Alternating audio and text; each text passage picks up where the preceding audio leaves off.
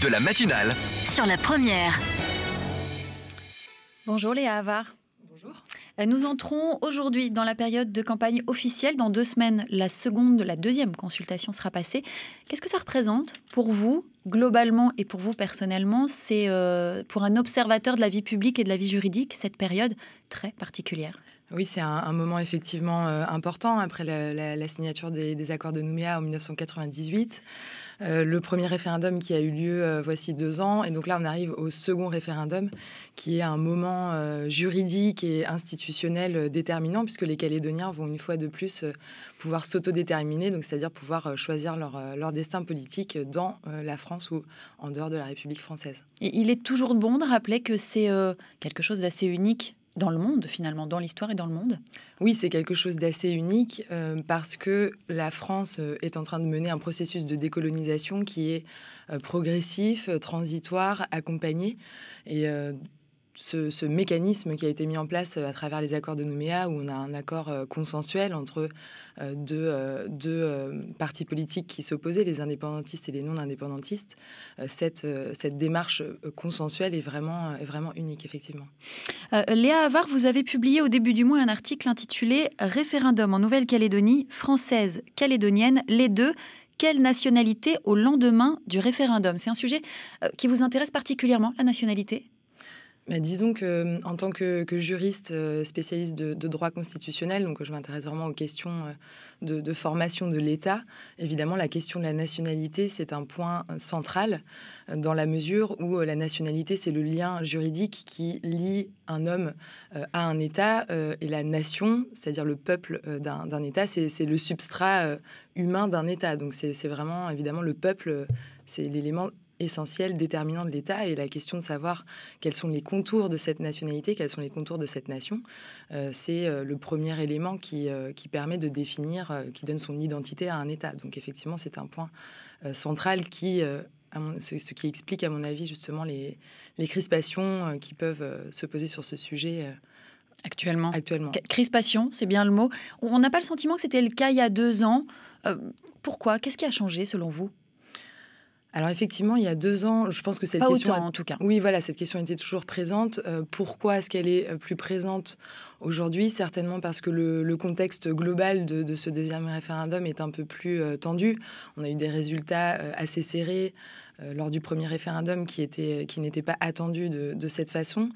Donc, il y a un peu un resserrement en fait sur cette question identitaire et de définition finalement d'un projet commun qui, à mon avis, se cristallise sur cette question précise de la nationalité, puisque la question globale qu'elle soulève, c'est de savoir effectivement qui sont les Calédoniens et quel projet ils veulent construire ensemble. Donc, c'est vraiment bien sûr la question centrale qui se cache derrière le référendum. Alors on l'a dit, ça cristallise un certain nombre de passions, en tout cas actuellement. Les pistes, il y en a. En cas de victoire du oui à l'indépendance, puisqu'effectivement c'est dans ce cadre-là que la question se pose-t-il, est-ce qu'il y a un risque juridique de perdre la nationalité française? Puisque c'est quelque chose qui est expliqué aujourd'hui. Oui, alors juridiquement, il faut, à mon avis, bien poser les choses. Lorsqu'on regarde le Code civil, effectivement, l'article 17-8 du Code civil, pour être précise, prévoit que lorsqu'une partie du territoire français est cédée, c'est-à-dire accède à la nationalité, se détache du territoire français, les habitants de ce territoire qui accèdent à la pleine souveraineté perdent leur nationalité française. Donc c'est un risque. Donc ça existe. Ça existe. Juridiquement, en tout cas, c'est la disposition de base, sauf que ce qu'il faut tout de suite préciser, c'est que cette disposition, en réalité, n'a jamais été appliquée telle qu'elle dans tous les cas de décolonisation française, donc que ce soit en Afrique noire, en Algérie, à Djibouti, au Vanuatu. La France et le nouvel État qui a été créé ont en fait toujours écarté l'application de cet article du Code civil, et d'autres dispositions transitoires ont été mises en place par l'adoption de lois spécifiques ou de conventions. Et ces lois ont permis de mettre en place des dispositifs assurant une forme de maintien de la nationalité à certaines personnes, ou en tout cas de transition. Donc, a priori, la France n'a jamais appliqué de façon sèche cette exclusion de la nationalité, et il n'y a pas de raison qu'elle le fasse pour la Calédonie. Qui décide? Si la Nouvelle-Calédonie, au soir du 4 octobre, dit « je suis indépendante », c'est à elle de décider ou c'est à l'État français? C'est à l'État français puisque la nationalité, encore une fois, c'est vraiment une expression de la souveraineté d'un État. Donc un État est libre de déterminer qui sont ses nationaux ou non. Donc en théorie, la France, à partir du moment où la Calédonie accède à la pleine souveraineté, pourra définir qui pourrait avoir un maintien de la nationalité ou non. Mais ça ne veut pas dire pour autant que tous les habitants de la Calédonie se verraient exclus de la nationalité, parce que la France se doit aussi de ne pas créer de situation d'apatridie. Donc, c'est-à-dire que des personnes ne peuvent sans pas patrie, se retrouver sans nationalité. Voilà, sans nationalité. 7h07, vous êtes bien sûr la première, je rappelle l'invité de la matinale. Ce matin, nous sommes avec Léa Havard, maître de conférences en droit public à l'Université de la Nouvelle-Calédonie. Le standard est ouvert, vous pouvez dès à présent poser toutes vos questions au 258 258. Anne-Claire Lévesque. Léa Havard, en cas d'indépendance, donc la Nouvelle-Calédonie déterminera les critères permettant d'avoir ou d'obtenir sa nationalité. C'est ce que vous avez... non, en tout cas, c'est ce que l'État a confirmé. Sur quoi ouvre la création d'une nationalité propre, finalement ?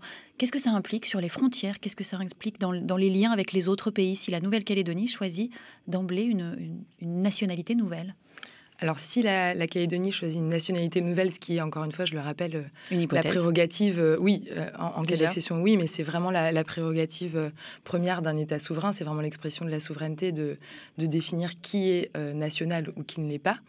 Et donc, ça impliquera pour le nouvel État calédonien de définir les critères d'accession à sa nationalité, c'est-à-dire est-ce que la Calédonie mettra en place des critères de droit du sol, donc c'est-à-dire le fait, par exemple, de résider sur le territoire depuis une certaine durée, ou est-ce qu'elle privilégiera des critères de droit du sang, ou ici, cette fois-ci, on peut avoir des questions de filiation qui vont être privilégiées, éventuellement également la question du statut civil coutumier.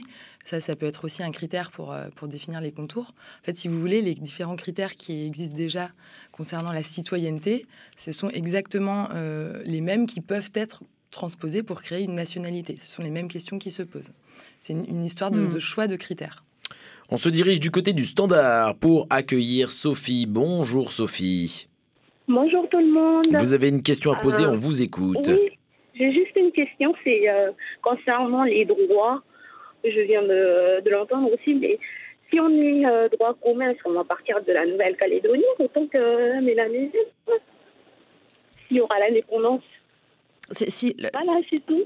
Attendez Sophie, si vous êtes de droit commun, la question exactement, si vous êtes de droit commun, est-ce qu'en cas d'indépendance, on doit quitter la Calédonie, quelle que soit l'origine?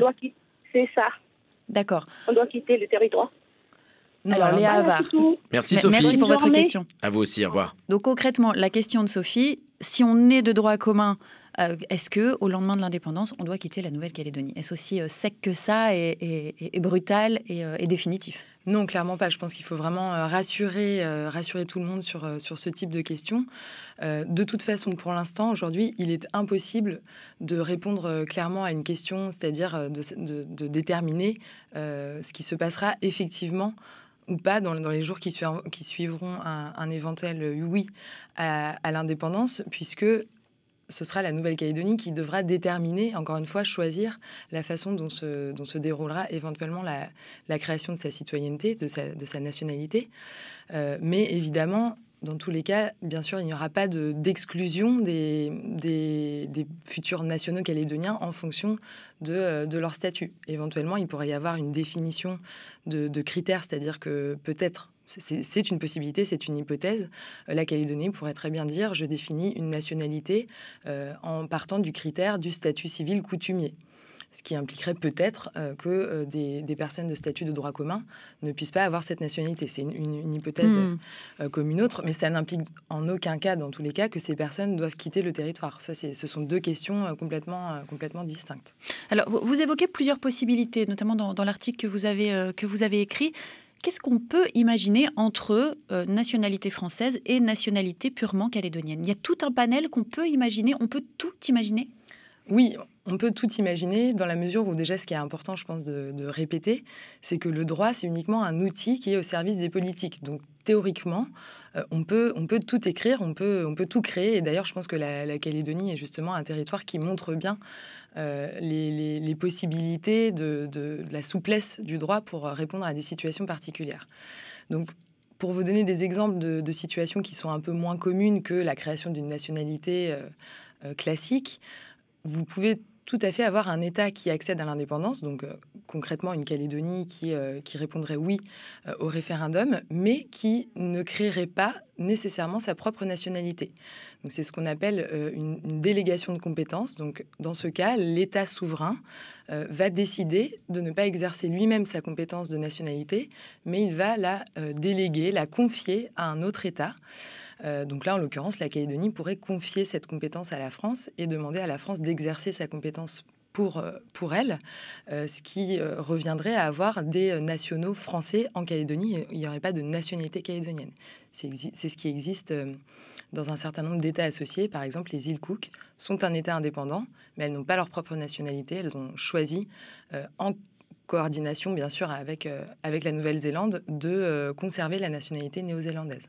Donc ça, c'est une possibilité. Mais ça cristallise tellement d'interrogations aujourd'hui que c'est presque inimaginable. C'est abandonner une compétence que les indépendantistes veulent avoir.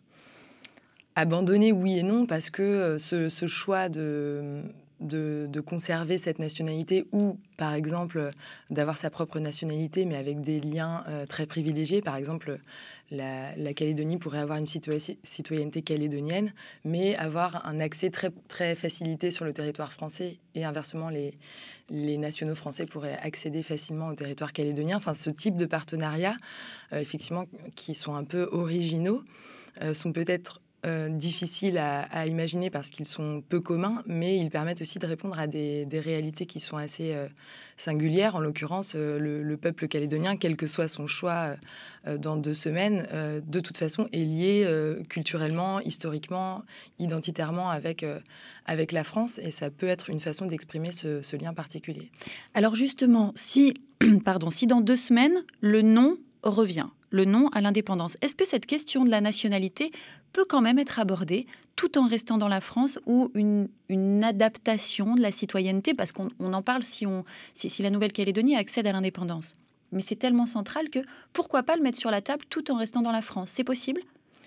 Alors c'est possible, oui et non, dans le sens où si jamais la Calédonie reste dans la France, ce n'est pas la question de la nationalité qui se posera, puisque par définition, un territoire français, les habitants, les ressortissants de ce territoire sont des nationaux français. Donc là, il n'y a pas la question de la nationalité qui se pose.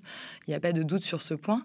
En revanche, c'est ce que j'expliquais déjà un peu tout à l'heure, finalement, cette question de qui est calédonien, quel est le projet ensemble, pourra se poser de nouveau, même avec une Calédonie dans la France.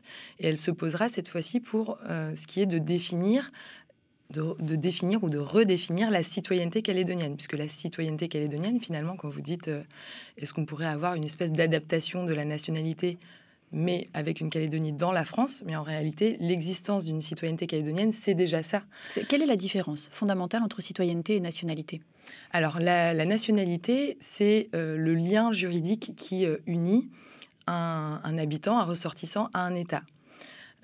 La citoyenneté, c'est une notion qui implique un certain nombre de droits et de devoirs spécifiques, et essentiellement la question du droit de vote. Donc, est citoyen celui qui a le droit de vote. Donc tous les nationaux ne sont pas forcément citoyens. Et on le voit bien en Nouvelle-Calédonie, un certain nombre de nationaux français ne sont pas citoyens calédoniens, n'ont pas le droit de vote en Nouvelle-Calédonie. Les Français qui ne peuvent pas être inscrits sur les listes électorales spéciales à la consultation pour les élections provinciales sont bien des nationaux français, et pourtant ils n'ont pas le droit de vote à certaines élections. Donc l'idée de citoyenneté implique essentiellement le droit de vote, et peut être liée aussi à des droits spécifiques en matière économique et sociale, ce qui existe aussi en Calédonie avec l'existence de l'emploi local. Donc ce sont vraiment 2 choses différentes, mais qui peuvent aussi se combiner. C'est pour ça qu'on peut avoir donc un pays dans lequel on a des nationaux français, avec à l'intérieur des citoyennetés distinctes qui vont permettre d'accorder des droits spécifiques à des populations pour répondre à leurs particularités. Cette spécificité, aujourd'hui, elle existe quelque part ailleurs sur la planète où ou un État, en tout cas un territoire, à conserver sa citoyenneté, nationalité, et s'en débrouille très bien et vit très bien avec? Oui, bien sûr. Par exemple, dans des États fédéraux, on retrouve souvent ces citoyennetés un peu spécifiques à certains territoires à l'intérieur d'un même État. Je pense par exemple au Canada, où les Québécois ont une citoyenneté spécifique. Ils peuvent maîtriser leurs frontières, donc ils choisissent leur politique d'immigration. Donc c'est un peu à mettre en parallèle avec la politique d'emploi local en Nouvelle-Calédonie. Donc ça existe, voilà, par exemple, le Québec a sa citoyenneté alors même qu'il fait partie d'un État plus gros, le Canada. En Russie, on a aussi des États qui font partie de la Russie qui ont leur propre citoyenneté. Donc oui, c'est tout à fait possible. Donc aujourd'hui, tout est ouvert. Tout est ouvert, exactement. Léa Havard, je rappelle que vous êtes maître de conférence en droit public à l'Université de la Nouvelle-Calédonie. Merci d'avoir été notre invitée ce matin. Merci beaucoup. C'était l'invité de la matinale sur la première.